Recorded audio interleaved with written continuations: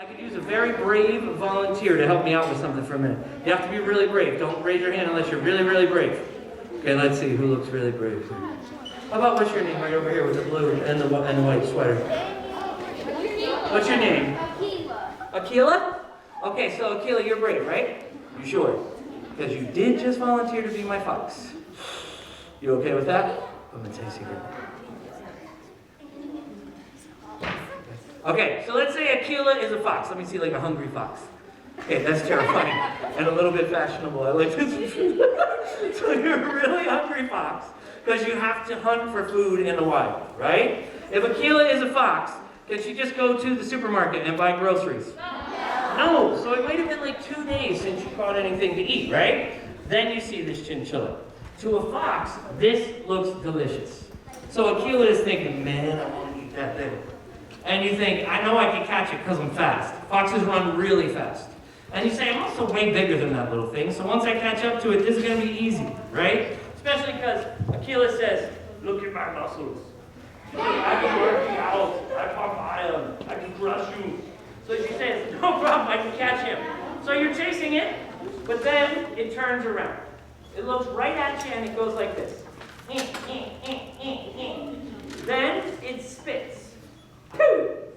Then, from about this far away, both the boy and girl chinchillas can do this too, just so you know. It would stand up on its hind legs and squirt you right in the face. From 5 or 6 feet away, they can hit the fox right in the face every time they try. They have really good aim, right? So Akila, all that stuff happens. What do you think you'd do if you were the fox? Would you still want to eat it, or would you run? I would run away. You'd run away, right? You'd say, gross, that's disgusting. You'd say, I don't want to eat that. Food is not supposed to go pee-pee on me. So you have to imagine being the fox. Like, what if you were hungry, you went to McDonald's, you got a cheeseburger, you're ready to bite it, and the cheeseburger goes, spits, and goes pee-pee on you. Would you put it in your mouth? No, you'd throw it away and you'd go to Burger King, right? You go get your food somewhere else. So it sounds crazy, but it works. Now, okay, yeah. Stay quiet with this one too. Because this is a fire-breathing octopus. Yeah, do you all have one? You do? Yeah. They're becoming common. I have 5 of them. 19. That's pretty impressive. What do the rest of you have? Weird pets like cats or dogs or something? That'd be weird. Okay, now ready? Here we go. Shh.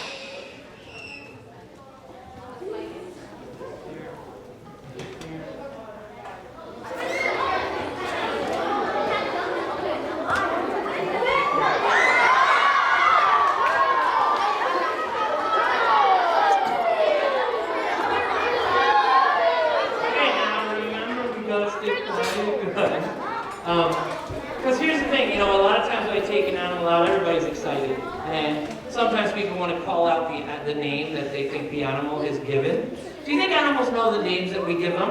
No, right? So if you're all calling out the name, it's not like this thing is saying, yes, I'm famous. Everyone knows my name. It just hears the most dangerous creature on the planet to other animals going, blah, blah, blah, blah. It's just scary noise.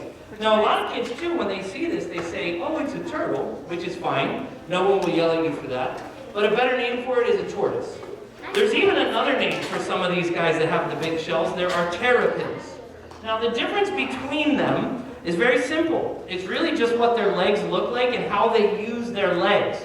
If you watch how this tortoise kind of walks over to her lettuce here, what you're going to notice is she walks on her toes. You can even see part of the bottom of her foot as she moves towards that lettuce. That makes her a tortoise. True turtles swim in the ocean, and they have flattened legs that look like flippers. So true turtles are like that guy Crush from Finding Nemo or Finding Dory. Raise your hand if you saw those movies. You remember Crush? Crush is the one that's like, whoa, dude. That's a true turtle. He's a green sea turtle. Green sea turtles hatch out of an egg on a beach. They run into the ocean and they spend the first 7 years of their life swimming. Now what makes her shell so strong is 2 things. First of all, what it's made of. Their shells are a lot like part of your body. Do you all know where your ribs are? These bones on your side, they wrap around and protect what's inside of you. Their shell does the same thing. It's just like your ribs, attached to their spine, except it's thicker and harder than our ribs. Okay, so, quick question. Can you crawl out of your ribs and get new ones? No. No, do you think she can crawl out of her shell and get a new one? No, she cannot. It's part of her body. She's born with it and it grows with her. If you ever happen to find a turtle shell, that does not mean there's a naked turtle running around somewhere. They cannot survive without their shell, okay? The other thing that makes this really strong is very simply its shape. This is kind of two shapes. It's an arch, but the whole thing is a dome. Now those two shapes, we build things with those two shapes. Because what we've learned is shapes like this are very strong. They spread out weight. So like religious buildings a lot of times have a dome. If you ever went camping, you probably go camping in a dome tent. Doorways and windows sometimes have arches, and so do bridges. And here's how this works. If I could take the weight of an elephant and put it on the tip of my finger, and then I touched her shell, the weight wouldn't just stay where I'm touching and push straight down. It would spread out across the entire shell. So that whole shape works together to hold up something really heavy, okay? Now, what if a lion comes down the trail? Lion comes down the trail and it's like, you think it could bite through her shell? No, so what part of her do you think the lion would try to bite? Yeah? Okay, tries to bite the shell, can't bite through, then what's it do? Where would it bite? Maybe the head, right? Because there's no shell there. So here's what she would do if an element, let go of it, or at least finish it, okay? I'm going to show you what she does if something tries to bite her head. Not only does she pull her head in, but she will block herself in with the fronts of her bumpy legs. So you can't even see her head. Those bumpy parts of her legs, you know what those are made out of? Same thing your fingernails are made out of. So if you feel your fingernails, they're pretty hard, but look how thin they are. And then look how thick these bumps are. That would be like if all of your toenails were stacked on top of each other. So it's really hard. It's tough to fight through. And it's made out of toenail stuff. Oh, she's ready to say peekaboo. Do you think a lion wants to eat toenails for lunch? Oh, I'm going to go eat something else. So she's got some really good tools to survive in a very hard place to make it. Now, last thing about Sophie. Anybody know how old a tortoise can live to be? The answer to this question, you're going to be very surprised. The answer to this question is no. Nobody knows. We're not sure. We're not sure exactly how old they can live to be. There is a tortoise in England that's 152. I just read an article 2 weeks ago about a Galapagos tortoise. They're the biggest kind. They can get to be 500 pounds.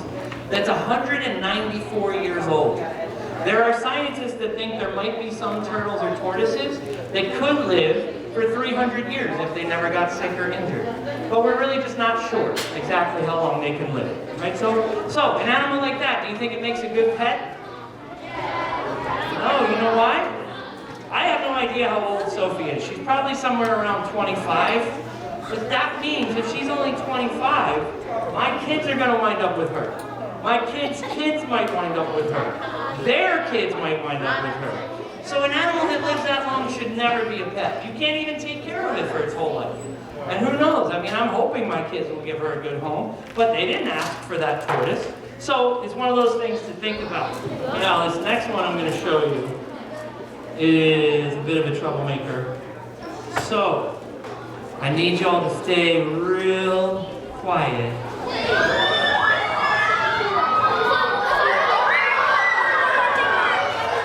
Okay, gotta stay quiet now. This one, this little animal, it has a harness, it has a leash, but it is not a dog. This is an Arctic fox. Now, this little fox, taking care of her is like taking care of the craziest dog you've ever met after it drank 20 cups of coffee. So it kind of looks like a dog with the harness and the leash, but trust me, this is one of the hardest animals that I have to take care of at Eyes of the Wild. She is really tough to care for, right? Now, she does, come here Sylvie, sit, all the way. Good girl. Now what you just witnessed is a small miracle, but took hours and hours to train her to do. And if she did not have food, sometimes it's like she's bouncing off the walls. She's very hard to take care of. Now what's cool about bringing her, in here, can you see that there's some gray and some white coloring on her fur? See, normally, at this time of year, on an Arctic fox, you would not see any gray fur. She's wearing 2 fur coats right now. In the Arctic Circle where she lives, it gets kind of cold that is hard to understand. It can get to be minus 65 degrees where she lives. About 70 degrees colder than it ever gets around here. So, in the spring, the summer, and the fall, they have a thin coat of gray fur. And then, in late fall, they start to grow a second coat of white fur right over that gray fur. Now, all summer long, they just have this one thin coat of gray, and that gray helps them blend in with rocks and bushes. And it's light, so it gives off heat. Because in the Arctic, in the summer, it can get to be about 85 degrees. It gets pretty warm. Then the white coat grows in, and that helps her hide in the snow, but it also gives her 2 fur coats to protect her from the cold. Because if it's minus 65, that is a hard temperature to understand. I'll give you a couple ways to imagine it. When it's minus 65, you really can't go outside. It has to be for a matter of minutes that you're outside. Even if all of your skin is covered. And if all of your skin isn't covered, and you go outside when it's minus 65, your skin can be killed by the cold almost instantly. You can get frostbite almost instantly. It's so cold, you have to wear goggles over your eyes. Because if you walk outside when it's minus 65 and you blink, your eyelids can freeze shut and stay stuck together. It's so cold, if you open your door and spit out the door, before that spit touches the ground, it will be an ice cube. That's how cold it is. So they have to have 2 fur coats. She also has this big fluffy tail, and she uses this like a blanket. On really cold days, she would dig a hole to make a snow cave, and then curl up and wrap her tail around her body and her own head. She uses her own tail like a blanket. On the bottom of her feet, her pads are covered with fur. Usually with a dog or a fox, you can see their skin on their pads. Hers are covered with fur, and that gives her built-in snow boots, okay? Last thing they do to make it through a tough winter, is going to sound a little crazy, they follow polar bears around. That should sound crazy, because polar bears are meat eaters, and they're huge. You would think that the fox would want to stay really far away from the polar bear. But for some reason, scientists aren't sure why, the polar bears just ignore the fox. And some of them have like 3 foxes 10 feet behind them all winter long. They just ignore them. But the fox loves the polar bear. Because polar bears hunt for really big things on the sea ice. They wait for seals and sometimes even beluga whales to come up through the ice, and they try to catch them. If they catch something really big like that, they leave scraps of food behind. Guess who gets the extra food? The Arctic fox. So that's part of why these guys love polar bears. Now, have any of you learned polar bears are very endangered right now? They're one of the most endangered mammals on our planet. They're disappearing real fast. If they disappear, guess what that means for foxes like this? They disappear too. Their numbers have already started going down. Part of the problem the polar bear is facing is the Arctic Circle is shrinking really fast. In the Arctic, the temperature is getting warmer there 4 times faster than anywhere else on our planet. So that habitat is shrinking. Now, I know you're not in the Arctic like melting snow, but stuff we do here can have an effect on animals far away. Some of the reason the Arctic is shrinking has to do with energy that we use. So you want to learn a real simple thing you can do to help not only animals like Sylvie, but to help save your parents some money? If we save energy here, that helps animals like this. So if you're in a room and the lights are on and you leave the room and no one's in there, what should you do? Turn off the lights. Now, am I asking you to do something that's hard to do? No. My kids make it seem hard to do sometimes. So I'm going to teach you all how to do it. It's very complicated. You walk out the door to the room and you go like this. Did you all see it? One finger. Lights are off. That helps save mom and dad money. And it can help save a really cool, cute little animal like this. Okay, so it's sometimes simple things we can do that can help an animal from very, very far away. Right, Sylvie? So, now just so you know, I have her because she was being raised to go to a zoo. If you ever go to the zoo, like the Philadelphia Zoo, the animals that you see there, they're not caught in the wild. If you catch an animal in the wild and you put it in a zoo, or you stick it in your house, it never works out. Wild animals are terrified of us.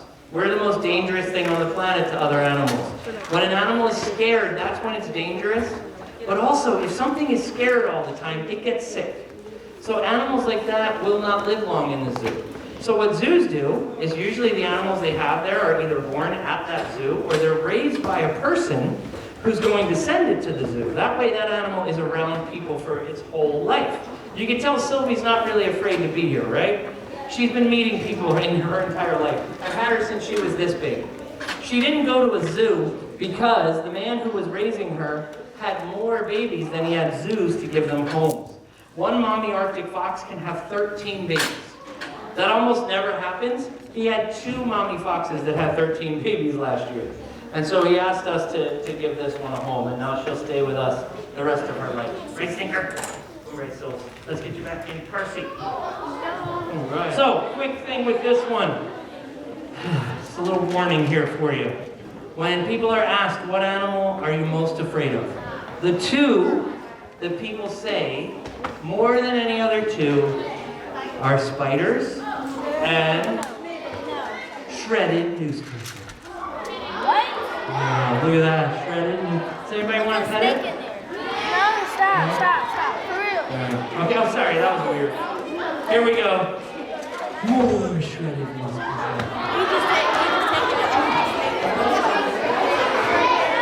Look at this, even more shredded. That's not shredded newspaper.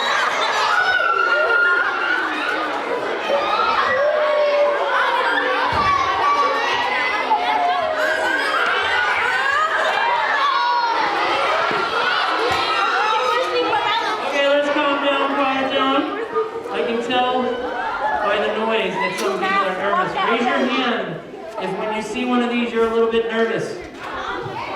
Okay, that's fine. But I want to try to help you all out here. There's absolutely no reason to be afraid of my beautiful bracelet. I don't know why you're scared if you see a bracelet. That's just weird. Isn't it a beautiful bracelet? No! Okay, now, this animal that's on my wrist, like a bracelet, is about as dangerous as a bracelet. This is a snake called a milk snake. This one's called a Pueblan milk snake. The Pueblan milk snake comes from the southwestern part of our country. Now, we do have milk snakes around here. Ours are a little bit different than this. They don't have the same really cool color patterns as this. Anybody want to guess why this snake is called a milk snake? What do you think? Yeah. Why is it called a milk snake? What's your best guess? Because it slithers, like milk spills out or something? That's an interesting guess. Any other guesses? Yeah? Because of the white coloring that's on it, that sort of yellowish white kind of looks like milk? What do you think? Because it likes to drink milk? This is the most common answer I get. Or that it makes milk. So here's the deal. The only animals that make milk are mammals. That's part of what makes a mammal a mammal. Furry animals make milk for their babies. Snakes do not do that. Snakes also have no interest in drinking milk. They got their name because farmers used to see snakes like this in their barns near their cows, and they thought that the snake was sneaking into the barn to latch on the cow and steal its milk. That's not why they were going in the barn. The reason the snake was going in the barn was actually a reason that helps us out. The snakes were going into the barn to catch small fuzzy animals that make holes in tunnels. Animals that sneak in our house and into our barns. They steal our food. They steal animal food. They go potty everywhere. They carry dozens of diseases that can make us really sick. They eat cheese and they go squeak. Mice and rats. These reptiles like snakes, they don't get sick the way we do. This snake would never need to wear a mask. It is impossible for a snake to get COVID. So these guys are really actually good to have around. Now, this snake, the milk snake, has this really cool pattern. It has red, black, and sort of yellow. There is another snake with the same pattern. So, there's a snake called a coral snake. The coral snake is very venomous. Now, the reason I ask this is there's 2 words we get mixed up all the time, venomous and poisonous. They don't mean the same things. Poisonous animals carry poison on or in their body. The way you get hurt by a poisonous animal as if you went like this. And you tried to eat it. Then the poison would get off of its body and into yours. Venomous animals are guys like rattlesnakes, tarantulas, or scorpions. They can bite or sting and put venom into you, okay? So the coral snake is very venomous. Animals want to stay away from it. They recognize it because it has red, black, and yellow bands on its body.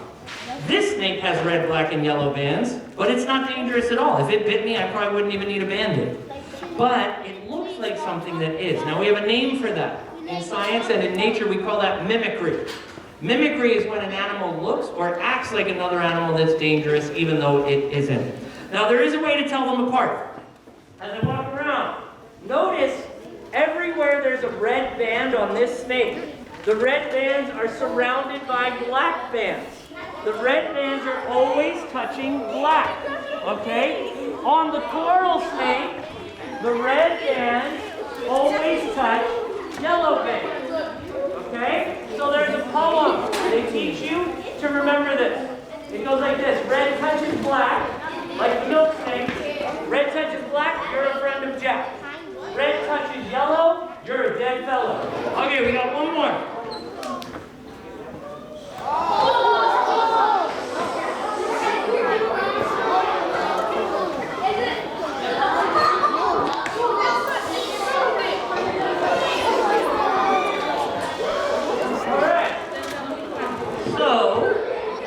So this is Charlie, and Charlie is a type of porcupine. Now, here in Pennsylvania and in New Jersey, where my rescue center is, we do have porcupines. Ours are a little bit different than Charlie. Charlie in the wild would be found in the rainforest in Central or South America. And she's an incredible climber. Porcupines like Charlie spend almost their entire life in the trees. They're born in the trees, they find their food in the trees, they find their boyfriends and their girlfriends in the trees. They almost never come down to the forest floor. So they have really good tools for climbing. I'm going to try to get her to show you that in a couple minutes. But they also have really good tools to protect themselves. On her body, she has about 30,000 sharp, pointy hairs that are called quills. So they're not spikes or spines, they're special hairs called quills. There is a myth about porcupines. There's a story people keep telling. People will tell you that a porcupine can shoot its quills out at you. If you ever hear that, that's not true. That's baloney. If she could shoot her quills at me, I would not stand this close to her. I'm not crazy, okay? She can't shoot them out, but what she can do is she can move them. She has muscles in her skin that allow her to stand her quills up or lay them down flat. So it's really cool. She can change her hairdo, and she doesn't need gel or a blow dryer. Right now, her quills are slicked back, but in a couple minutes, I'm going to show you how she spikes them up. See, the thing about Charlie is, she's not a bully. They don't walk around the rainforest trying to poke other animals with their quills. They only hurt things that try to eat them. That's fair. I mean, boys and girls, if an animal tried to eat you, would you just sit there and go, well, this isn't the best day of my life, but I hope I'm delicious. Enjoy your meal. I'm just going to sit here while you chew me into a million pieces. No way, you just fight back. Right, Char? You want to show them how you can use your hands? What? Come on. Come on, sweetie. She's being picky. Okay. So normally what she'll do, let me see if I can, go ahead. You gotta stand up, sweetie. Okay, see how she holds her banana? So she can hold that because her front feet are a lot like your hands. On your hands, you have 4 wiggly fingers and a thumb. Charlie has 4 wiggly fingers. She does not have a thumb, but she has a bump on the side of her foot. So she grabs things by pushing things against that bump. That's how she holds that little piece of banana. What's really cool, though, is her back feet are exactly like her front feet. So if she wanted to, she could hold that banana with her back feet. Then she has this long special tail, and that tail gives her her name. She has what's called a prehensile tail. That means she can wrap her tail around things and she can hang from it, like a monkey. So it's almost like she has 5 hands. That's what makes her such a good climber. They have been seen in trees over 200 feet off the ground. Now, these tools of hers, the quills, what happens is when danger comes, first thing she would do is she tries to make herself look big. So she stands up really tall and spreads out her quills. Check this out. Ready? Watch. See that? See how they move?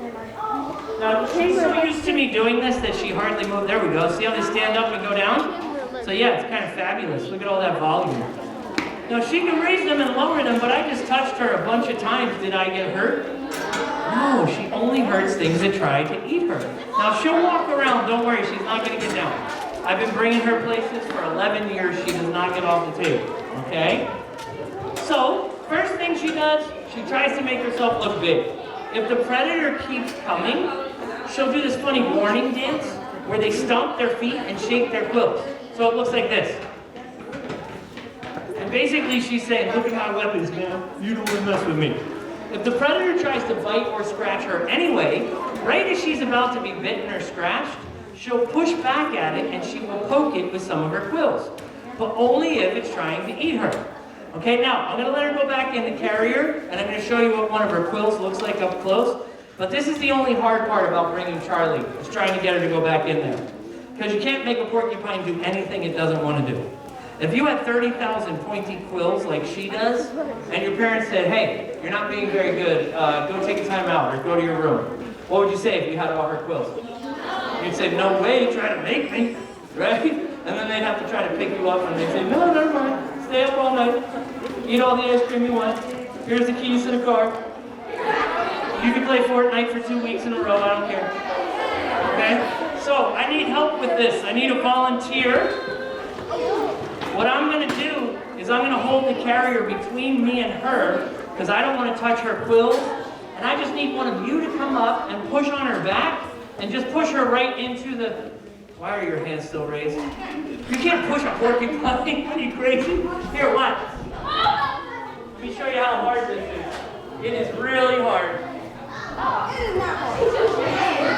She runs right in. You cannot push on a porcupine. Let me show you why. And I'm going to tell you why she ran in there in a minute.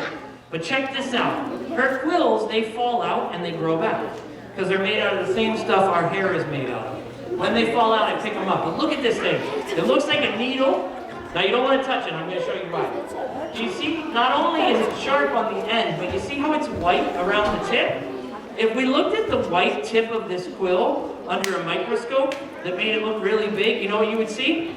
All around that white part, there are thousands of little scales that stick out of this. They act like little hooks. That's what makes this so good at protecting her. Because when the animal goes near her, she raises her quills.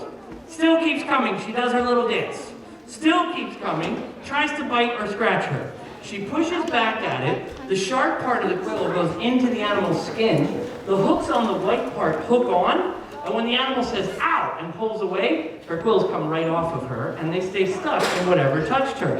That's why people think they shoot them out. Because if one of these touches you, a little bit, like this, whoop, it sticks there. You see that? Now, this is no big deal. I've only touched the very tip of it to my skin. But it hangs on because a few hooks are holding on to me. No big deal. I can take that right off. If I tried to touch a wild porcupine, when it pushed back at me, it might stick about half of that white part into my skin. Hundreds of tiny hooks would hook on.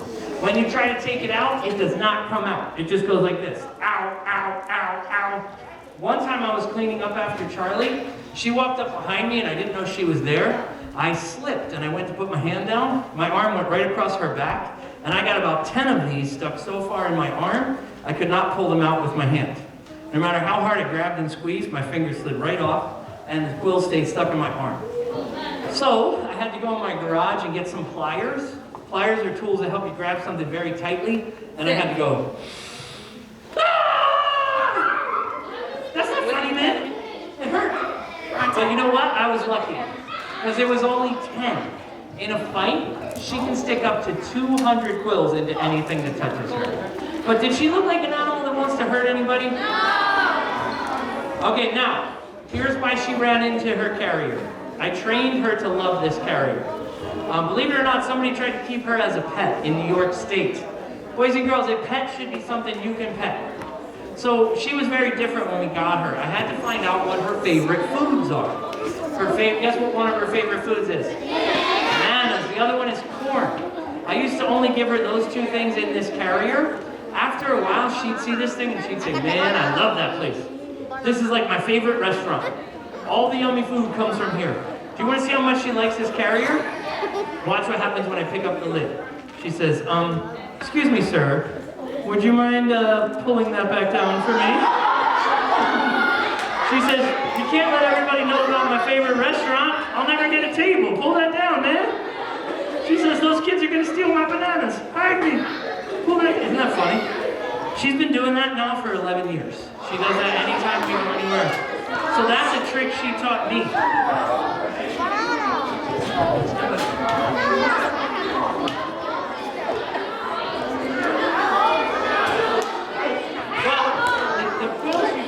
They usually got to get them out of your body or you're going to get an infection. Yeah, so you can't use them yourself. But Native American tribes used to use them they dye them and make jewelry. They would put them in patterns to tell a story. In Africa, the African crested porcupine has quills that are this big and they're about as big around as my pinky. They would weave them into chest plates that could give them some protection from weapons. So they've been used for a lot of cool things. But you can't turn yourself into a porcupine. That would be pretty cool. Yes? Say that real loud. What's her name? Is that what you said?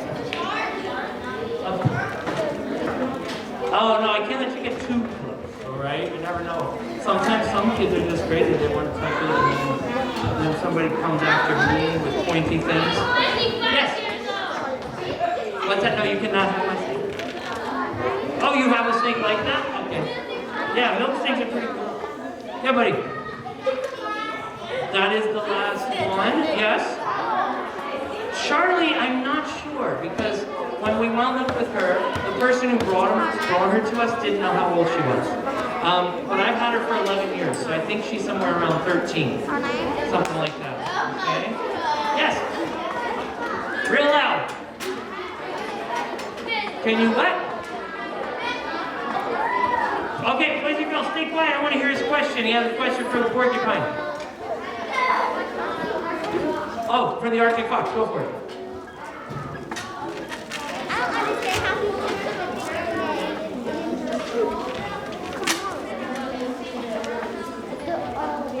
Yeah, they might. I mean, I'm sure the polar bear does know that it's a different animal. You know, and they do recognize their own. It would have a different scent and everything. You know, I just think that the Arctic fox doesn't do anything that harms the polar bear, and that's part of why. Oh, so it's after 3:30, so you guys got to get going, I think. So I have a question of my own for you. Did you all have fun?